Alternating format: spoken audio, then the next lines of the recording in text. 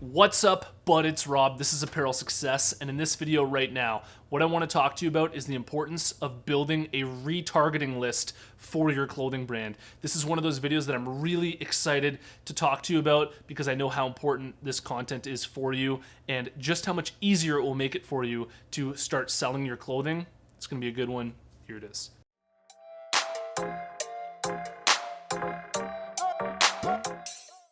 This video here is sponsored by my buds over at BrandCrowd, and if you need designs made for your clothing brand, then I seriously recommend you check out BrandCrowd. BrandCrowd has a tool called the Logo Maker tool, which is where they have a huge library of already professionally made logos that are fully customizable, so you can add your own fonts, your own layout to it, and all that's free to try. Once you decide that you actually like the logo, then you can decide to purchase it and remove it from the marketplace so that it's yours. If you're interested, follow the link in the description because it'll give you a huge discount.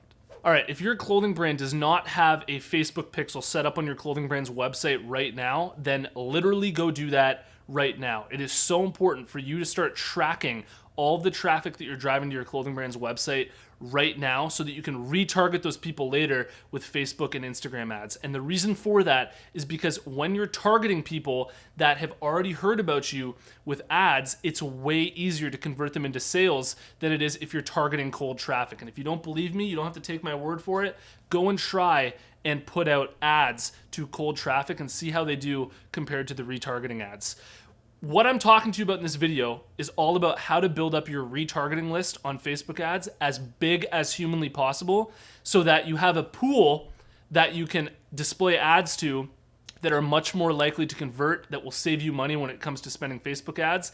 And really, this is the whole purpose of the course that I teach, is building up this retargeting list without having to actually invest in Facebook and Instagram ads, okay? It's literally what I'm doing on Instagram is I'm engaging with people manually on Instagram and driving them to the website and getting people involved in the Instagram account so that I can retarget people who have been to the Instagram account, been to our Facebook page, and been to our website, because that is what converts better than cold traffic ads. Now, this is why for my own clothing brand, working Instagram manually is our main marketing strategy, is because we know that just by working Instagram, if we're engaging with our target audience on a daily basis and our clothing brand set up right, that alone will generate a ton of sales without even having to retarget them with ads. And really, that's just because you're building relationships and people like that. People want to actually be involved and engaged with your clothing brand rather than just seeing an ad displayed to them for the first time from a brand that they've never heard of, right?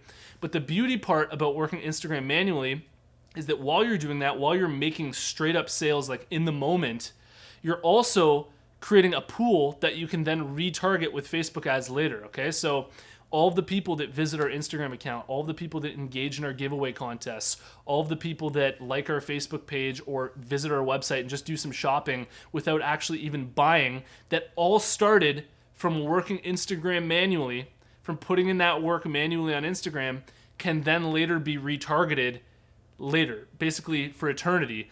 And you can retarget people who have been to your website up to 180 days. I think there's a limit or a maximum of, it has to be 180 days since they've been to your website, which is half a year. And then when it comes to your Instagram account, I believe it's 365 days. So a full year of people that have been to your Instagram account, you can retarget. I mean, really, if you think about it, the reason why you want to build up a following on Instagram is so that you have an audience that you can sell to that already knows about you.